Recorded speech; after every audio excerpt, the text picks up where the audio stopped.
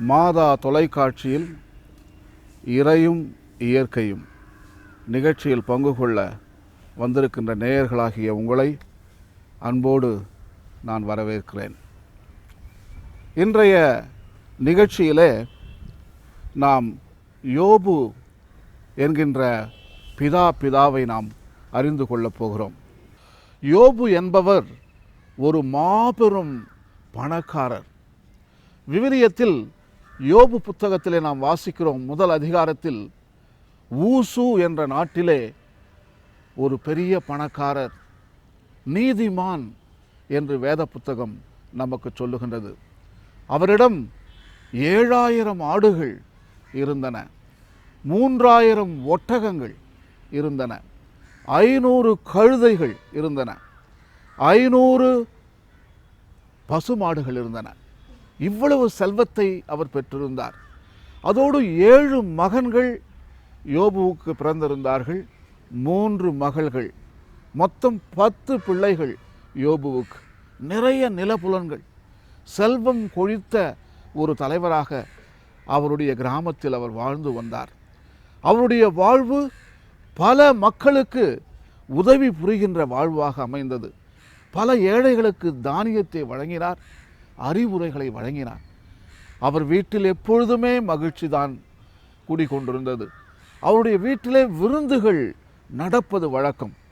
அவருடைய வீடுகளிலே ஒவ்வொரு மகன் வீட்டிலேயும் விருந்துகள் நடந்து கொண்டிருக்கும். குடிப்பார்கள், சந்தோஷமாக இருப்பார்கள், மற்றவர்களுக்கும் விருந்து கொடுப்பார்கள். ஸோ இப்பேற்பட்ட ஒரு நல்ல ஒரு யோபுவின் கதையிலே துன்பம் வருகின்றது. அவருக்கு இறைவன் குஷ்டரோக நோயை கொடுக்கின்றார். அப்பொழுதுதான் அவர் கேள்வி கேட்கின்றார், ஏன் நான் இறைவனுக்கு பலிகளை ஒப்பு கொடுத்தேனே, இறைவனுக்கு தேவையான ஜபங்களையெல்லாம் நான் செய்தேனே, தான தர்மங்களை நான் செய்தேனே, நீதிமானாக நான் வாழ்ந்தேனே, நீதிமானாக வாழ்ந்த ஒரு மனிதனுக்கா இந்த துன்பங்களை இறைவன் தர வேண்டும் என்கின்ற ஒரு மாபெரும் கேள்வியை கேட்கிறார். சொல்லப்போனால் விவிலியத்திலே முதல் கலகக்காரர் என்று சொல்லலாம் யோபுவை. முதலில் கடவுளுக்கு எதிராக கிளர்ச்சி செய்தவரே யோபுதான். இந்த படைப்பை பற்றி எல்லா கேள்விகளையும் இறைவனை பார்த்து கேட்கிறார். படைப்பை ஏன் இப்படி படைக்க வேண்டும்?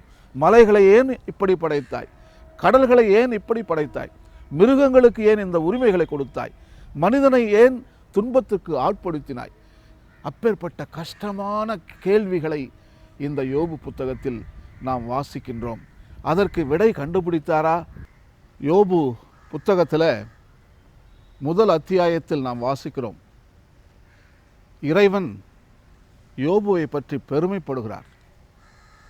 எவ்வளவு அருமையான மனிதர், எனது அருமை புதல்வர் யோபு, நீதிமான், பலிகளை ஒப்பு கொடுக்கிறார், எனக்கு ஜெபம் செய்கிறார், தான தர்மங்களை செய்கிறார், கடவுளுடைய திட்டங்களுக்கும் சட்டங்களுக்கும் மதிப்பு கொடுத்து நடக்கிறார் என்று பெருமைப்படுகிறார் யோபுவுடைய வாழ்வை பார்த்து.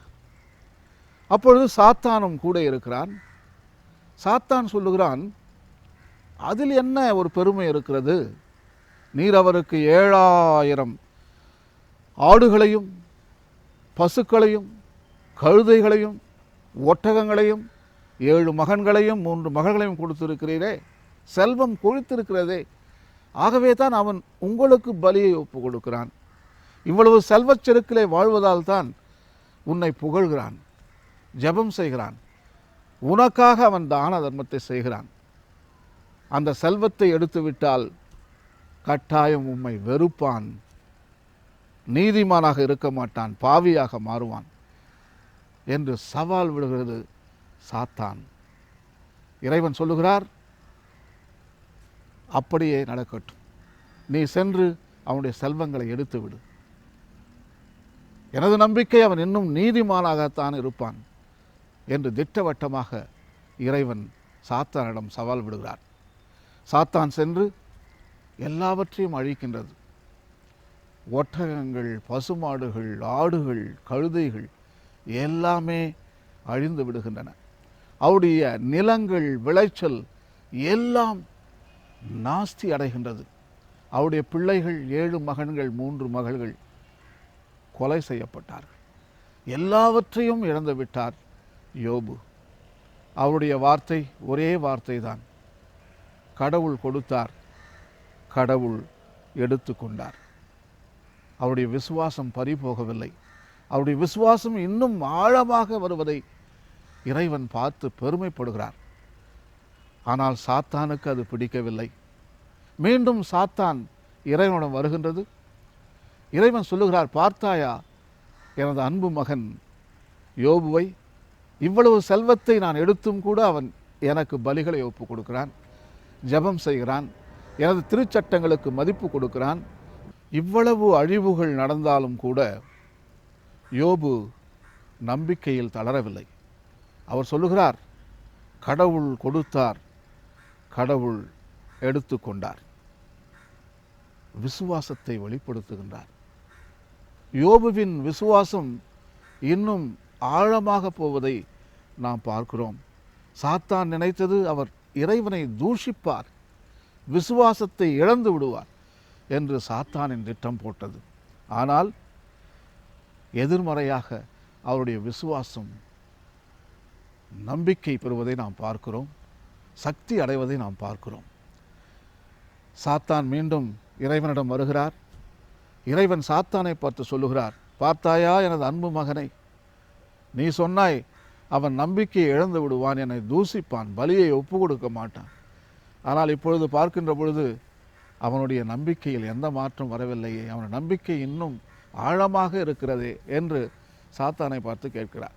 சாத்தான் சொல்லுகிறது, இப்பொழுது துன்பத்தை அவனுடைய மகனுக்கு தானே கொடுத்தீர், செல்வத்தை தானே எடுத்துக்கொண்டீர், கழுதைகளும் ஒட்டகங்களும் பசுமாடுகளும் ஆடுகளும் தானே கஷ்டப்பட்டன. இவருக்கென்று கஷ்டம் வருகின்ற பொழுது கட்டாயம் அவர் உம்மை தூஷிப்பார், நிந்திப்பார், உம்மை தூக்கி எறிவார். இவருக்கென்று ஒரு கஷ்டத்தை நாம் கொடுக்க வேண்டும், அவருடைய உடம்பிலே கொடுக்க வேண்டும் என்று சாத்தான் 2வது தடவை சவால் விடுகிறான். இறைவன் சொல்லுகிறார், அப்படியானால் செய், உனது விருப்பம் போல், அதையும் பார்ப்போமே. எனது மகன் பிழல மாட்டான், நம்பிக்கை இழக்க மாட்டான், ஆனால் அவனுடைய உயிரை மட்டும் எடுக்காதே என்று சொல்லி சாத்தானை அனுப்பி வைக்கிறார். உடனே சாத்தான் சென்று யோபுவுக்கு ஒரு கொடிய நோயை வர வைக்கிறார், குஷ்டரோகம். யோபு லெப்பர் ஆக மாறுகிறார். அவருடைய உடம்பெல்லாம் புண்கள், சீழ் வழிந்து கொண்டிருக்கிறது. ஒரு அருமையான இப்பொழுது ஒரு டெஸ்ட். உண்மையாக அவர் இறைவனை நம்புவாரா? தொடர்ந்து பலிகளை ஒப்பு கொடுப்பாரா? திருச்சட்டங்களை நிறைவேற்றுவாரா? ஏழைகளுக்கு உதவிகள் புரிவாரா? இது ஒரு பெரிய கேள்வி. நாம் இப்பொழுது யோபு எல்லாவற்றையும் இழந்த ஒரு நிலையை பார்க்கிறோம். பணக்காரராக இருந்தவர் ஏழையாகிவிட்டார். ஏழை மட்டுமல்ல, குஷ்டரோகத்தால் அவர் அடக்கப்பட்டிருக்கிறார். மிகவும் ஒரு கொடிய நிலையிலே அவர் இருக்கின்றார். அவர் கேட்கின்ற கேள்வி ஒன்று, மனிதன் ஏன் துன்பப்பட வேண்டும்? அதுவும் நீதிமான்கள் ஏன் துன்புற வேண்டும்? நான் ஏன் துன்புற வேண்டும்? மக்களை பார்த்து கேட்கிறார், இயற்கையை பார்த்து கேட்கிறார், கடைசியாக இறைவனை பார்த்து கேட்கிறார். என்ன பதில் அவருக்கு கிடைக்கின்றது என்று இன்னும் சிறிது நேரத்தில் நாம் பார்ப்போம். ஒரு தருணத்தில் யோபு பணக்காரராக இருப்பதை நாம் பார்க்கிறோம். மறுபுறம் ஏழையாகிறார். ஏழை மட்டுமல்ல, குஷ்டரோகியாக மாறியிருக்கின்றார். யோபு மாடி வீட்டு யோபு இப்பொழுது குப்பை மேட்டில் அமர்ந்து கொண்டு சிந்திக்கிறார். கடவுள் சொல்லியிருக்கிறார், மனிதன் இறைச்சாயலாக படைக்கப்பட்டிருக்கிறான், கடவுளைப் போலவே இருக்கிறான். இந்த படைப்பின் சிகரம் மனிதன் என்று வேத நூல்கள் சொல்லுகின்றன. சங்கீதம் 8 நாம் வாசிக்கிறோம், வான தூதர்களை விட ஒரு படி குறைவாக மனிதர்களை படைத்திருக்கின்றார். இப்பேற்பட்ட வேத வாக்கியங்கள் மனிதனுக்கு உசுப்பேத்தி விடுகின்றன. மனிதன்தான் முக்கியம் இந்த படைப்பிலே, வேற யாருமே கிடையாது. படைத்தான் படைப்பை மனுவுக்காக.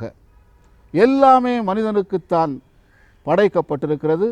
மனிதனுடைய முன்னேற்றம், மனிதனுடைய ஈடேற்றம், மனிதனுடைய எதிர்காலம் எல்லாம் மனிதனை மையமாக கொண்ட வளர்ச்சி பணிகள் தான். இப்பேற்பட்ட சிந்தனையிலே யோபு இருக்கின்றார். இவ்வளவு அழகாக படித்த மனிதனுக்கு இவ்வளவு குஷ்டரோகத்தை நீ கொடுக்கிறாயே, இது நியாயம்தானா? இறைவனுக்கு எதிராக கிளர்ச்சி செய்கிறார். யாரும் கேட்காத கேள்விகளை இறைவனை பார்த்து கேட்கிறார். எதற்கு மனிதனை நீர் படைப்பின் சிகரமாக நீர் படைக்க வேண்டும்? இதுவா இந்த குஷ்டரோகமா படைப்பின் சிகரம் அனுபவிக்க வேண்டியது என்று சொல்லக்கூடிய மிக கடினமான கேள்விகளை இறைவன் பார்த்து அவர் கேட்கிறார். அப்பொழுது குப்பை மேட்டிலே சீர் வழிந்து கொண்டு கஷ்டப்படுவதை பார்த்து அவருடைய மனைவி சொல்லுகிறாள், இறைவனை மறுதலி, இறைவனை தூக்கி போடு, பலிகளை ஏன் ஒப்பு கொடுக்கிறாய், ஏன் ஜெபம் செய்கிறாய், ஏன் தான தர்மங்களை செய்கிறாய், இறைவனை நிந்தி, இறைவனை சபித்து விட்டு செத்துப்போ, அப்படியே சொல்லுகிறாள் யோபுவுடைய மனைவி. யோபு மீண்டும் அதே வார்த்தைகளைத்தான் சொல்லுகிறார். கடவுள் கொடுத்தார், கடவுள் எடுத்துக்கொண்டார். இப்பேற்பட்ட அருமையான வார்த்தைகள் அவருடைய வாயிலிருந்து வருகின்றன. அப்பொழுது தான் அவருடைய நண்பர்கள் கேள்விப்படுகின்றார்கள். எலிஃபாஸ், பில்தாத், ஜோஃபார் என்ற சொல்லக்கூடிய 3 நண்பர்கள் யோபுவுக்கு நேர்பட்ட இந்த கதியை கேள்விப்பட்டு மார்பில் அறைந்து கொண்டு மண்ணை வாரி இழைத்து கொண்டு அவருக்கு ஆறுதல் சொல்ல வருகிறார்கள். அந்த 3 அவரை பார்க்க வருகிறார்கள். 7 நாட்கள் அவர்கள் பேசவில்லை. 7 நாட்களும் இரவும் அவர்கள் பேசவில்லை. கடைசியாக 7 நாட்கள் கழித்து அந்த 3 பெரியவர்கள் யோபுவுக்கு ஆறுதல் சொல்லுகிறார்கள். இவர்தான் ஜோஃபார், இவர்தான் பில்தாத், இவர்தான் எலிஃபாஸ். இந்த 3 நண்பர்களும் யோபுவின் துன்பத்திற்கு பதில் கொடுக்கிறார்கள். துன்பம் ஏன்? அதுதான் பெரிய கேள்வி. யோபுவின் புத்தகம், அதுவும் நீதிமான்கள், இறைவனுக்கு அஞ்சி நடக்கின்ற மக்களுக்கு துன்பம் ஏன்? அந்த கேள்விதான் தலை தூக்கி நிற்கிறது இந்த புத்தகத்தில். நல்லவர்கள் ஏன் கஷ்டப்படுகிறார்கள்? தீயவர்கள் ஏன் சந்தோஷமாக இருக்கிறார்கள்? இப்பேற்பட்ட கேள்விகளுக்கும் இந்த புத்தகம் பதிலை சொல்லுகின்றது. ஸோ முதலில் எலிஃபாஸ் என்று சொல்லக்கூடிய அந்த பெரியவர் யோபுக்கு ஆறுதல் சொல்லுகிறார். ஆறுதல் என்று சொல்வதை விட இவர்கள் வந்து இன்னும் யோபுவின் மனத்தை அதிகமாக குழப்பி விட்டுத்தான் சென்றிருக்கிறார்கள். ஒரு சில பேருக்கு குழப்புவதே வேலை நமது சமுதாயத்தில். அப்பேற்பட்ட வேலையை அழகாக செய்பவர்கள் இந்த 3 பேர். அதில் எலிஃபாஸ் சொல்லுகிறார் யோபுவை பார்த்து, யோபு, நீர் பாவம் செய்திருப்பீர், அதனால தான் உங்களுக்கு இந்த குஷ்டரோகத்தை கடவுள் கொடுத்தாரு என்று சொல்லி திட்டவட்டமாக அந்த பெரியவர் சொல்லுகிறார். அப்பொழுது யோபு சொல்லுகிறார், இல்லையே, நான் எல்லாம் நல்லது தானே செய்தேன். உடனே யோபு தன்னையே டிஃபெண்ட் பண்ணுறார். அதை விட்டு கொடுக்கவே இல்லை. நான் பாவியே கிடையாது, நான் நீதிமான் தான் என்று அவர் சூளுரைக்கிறார். அப்பொழுது எலிஃபாஸ் சொல்லுகிறார், யோபு, கடவுள் ஒரு நேரத்தில் அடிப்பாருங்க, ஆனால் அவரே அணைப்பார் என்று சொல்லுகிறார். அவரே காயப்படுத்துவார், அவரே கட்டும் போட்டுருவார், கிள்ளியும் ஊற்றுவார், தொட்டிய ஆட்டியும் ஊற்றுவார். ஸோ யோபுவின் புத்தகத்தில் நாம் 3ஆம் அதிகாரம் 18வது வசனத்தில் அந்த அழகான வார்த்தைகளை நாம் படிக்கிறோம். இறைவன் நம்மோடு இருக்கிறார், துன்பத்தை கொடுத்தாலும் நமக்கு இன்பத்தை கூடிய விரைவில் கொடுப்பார் என்ற நம்பிக்கையை எலிஃபாஸ் என்று சொல்லக்கூடிய வயோதிகர் அறிவுரையாக யோபுவுக்கு சொல்லுகிறார். ஆனால் யோபு அதை நம்ப தயாராக இல்லை என்று நிராகரிக்கிறார். அப்பேற்பட்ட இறைவனுக்கு ஏன் எனக்கு, இறைவனுக்கு மூளை இருக்கிறதே, ஞானம் இருக்கிறதே, நான் படைப்பின் சிகரமாயிற்றே, மனிதன்தானே மையம், படைப்பின் மையமே மனிதன்தானே, அவனுக்கா இந்த குஷ்டரோகம் என்று மீண்டும் இறைவனுக்கு எதிராக கிளர்ச்சி செய்கிறார். யோபு புத்தகத்தில் அதிகாரம் 5:18 வசனத்தில் எலிஃபாஸ் அழகாக சொல்லுகிறார், காயப்படுத்தினாலும் அவர்தான் கட்டு போடுகிறார், அடித்தாலும் அவர் அணைப்பார் என்று அந்த விவிலிய வாக்கியம் நமக்கு சொல்லுகின்றது. யோபு புத்தகம் அதிகாரம் 5:18 வசனத்தில் ஜோஃபார் என்ன சொல்லுகிறார் என்றால், யோபு புத்தகத்தில் அதிகாரம் 15 வசனங்கள் 4-5 நாம் ஒரு புதிய பெயரை வாசிக்கிறோம். அவருடைய பெயர்தான் எலிஃபாஸ் என்கின்ற பெரியவர். யோபு மீண்டும் மீண்டும் தான் நிரபராதி என்று சொல்வதை கேள்விப்பட்டுவிட்டு எலிஃபாஸ் கோபமுறுகிறான். யோபுவை பார்த்து, யோபு, ஏன் நீ கடவுளை நிந்திக்கின்றாய்? கடவுளை ஏன் திட்டுற? அவருடைய ஞானத்தை நீ கேள்வி கேட்கிறாய். அவருடைய படைப்பு ஏன் இப்படி படைக்க வேண்டும் என்ற கேள்வியை கேட்டு நீ இறைவனுடைய திட்டத்தையே எதிர்க்கிறாய், கலகம் செய்கிறாய் இறைவனுக்கு எதிராக. எப்படி உனது மனது, நீ நல்லவனாக இருந்தால் இப்பேற்பட்ட கிளர்ச்சியை நீ செய்வாயா? நீ உண்மையாகவே நீதிமானாக இருந்தால் இறைவனின் மேல் நீ குற்றத்தை சுமத்துவாயா என்ற கேள்வியை அவர் கேட்கின்றார். எலிஃபாஸ் மீண்டும் சொல்லுகிறார், உமது வாய் பொய்யை தான் பேசிக் கொண்டிருக்கிறது, உண்மையை பேசவில்லை. இந்த பொய் பேசுகின்ற மனிதனுக்கு இறைவன் கொடுக்கக்கூடிய தண்டனை தான் இந்த குஷ்டரோகம் என்று யோபுவின் மேல் அபாண்டமான பழியை சுமத்துகிறான். ஆனால் யோபு மீண்டும் மீண்டும் அதே சிந்தனை தான். கடவுள் என் மேல் காட்டிய இந்த கோபம் நியாயமானது அல்ல, இறைவன் ஞானத்தோடு செயல்படவில்லை, இறைவன் அநியாயமாக எனக்கு தண்டனை வழங்கி இருக்கிறார் என்று மீண்டும் மீண்டும் இறைவனை குற்றம் சாட்டுகின்றார். எலிஃபாஸ் பல நீதிமொழிகளை எடுத்து சொல்லுகிறார் யோபுவுக்கு. ஆனால் எந்த மொழியும் யோபுவின் மனத்தை மாற்றவில்லை. இந்த 3 யோபுவின் நண்பர்கள் சொன்ன அறிவுரைகளை யோபு கேட்கவில்லை, நிராகரித்து விடுகிறார். ஆகவே யோபு புத்தகம் 32 அதிகாரம் 1 வசனத்தில் நாம் வாசிக்கிறோம், இந்த மூவருமே யோபு நேர்மையாளர் நேர்மையாளர் நேர்மையாளர் என்று சொல்லி சொல்லி இவர்கள் சொல்லுகின்ற அறிவுரைகளை நிராகரித்து விட்டார். ஆகவே நாங்கள் இனிமேல் அறிவுரைகள் சொல்ல மாட்டோம் என்று முடிவு செய்து விட்டார்கள். யோபு, உம்மை விட்டு விடுகிறோம், நாங்கள் இதற்கு மேல் எதுவுமே பேச மாட்டோம் என்று அறிவுரைகளை நிறுத்திவிட்டார்கள். அதே அத்தியாயம் 2வது வசனத்தில் நாம் பார்க்கிறோம், ஒரு புதிய பெரியவர் வருகிறார். அவருடைய பெயர்தான் ஏலியு. யோபுவுக்கு நடந்த இந்த குஷ்டரோக நோயை கேள்விப்பட்டு அவரும் யோபுவை பார்க்க வருகிறார். யோபுவை பார்த்துவிட்டு மற்ற அந்த 3 மனிதர்களையும் அவர் பார்த்து கொண்டிருக்கிறார். அவர் சொல்லுகிறார், இந்த மூவருமே அறிவுரைகளை சொல்லியிருக்கிறார்கள், ஆனால் சரியான விடையை அளிக்கவில்லை, சரியான பதிலை அவர்கள் கண்டுபிடிக்கவில்லை.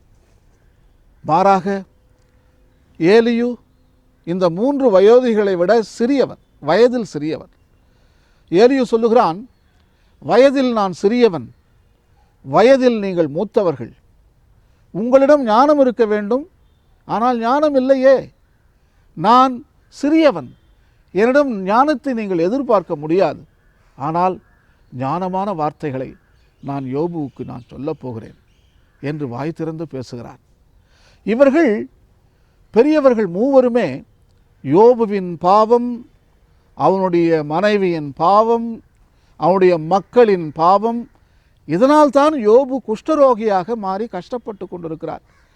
நாம் செய்த பாவங்கள் தான் நமக்கு தண்டனையை வாங்கி கொடுக்கின்றன என்று இந்த மூவருமே சிறப்பாக சொன்னார்கள்.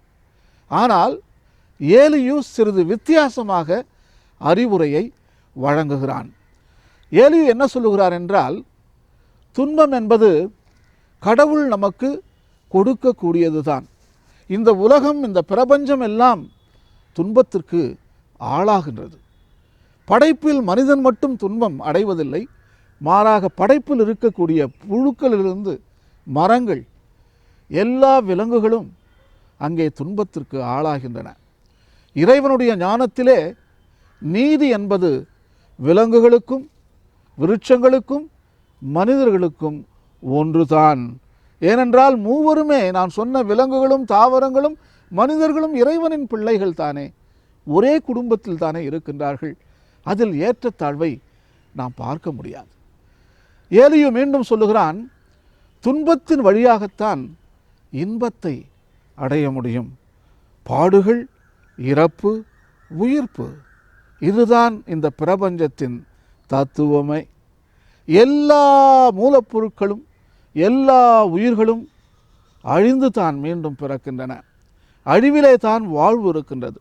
நட்சத்திரங்கள் இறக்கின்றன, மனிதர்கள் பிறக்கிறார்கள். நம்மிடம் இருக்கக்கூடிய ஒவ்வொரு அணுவுமே நட்சத்திரம் இறக்கின்ற பொழுது செய்யப்பட்ட அணுக்கள் தான்.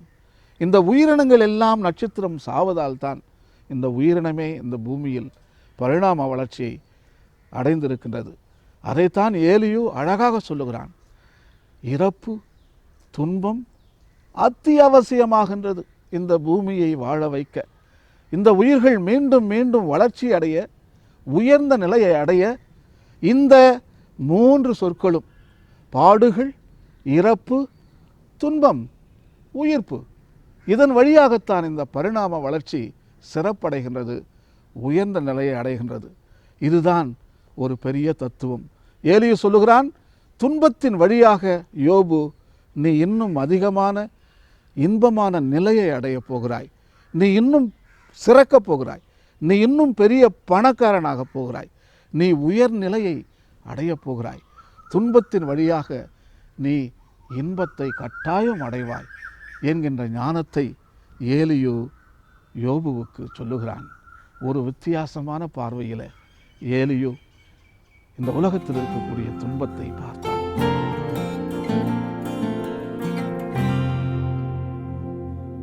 விண்ணோடும் ஹே மண்ணோடும் ஹே விஞ்ஞானம் விளையாடுதே உன் முன்னே ஹே என் முன்னே ஹே நம் பூமி பழுதாகுதே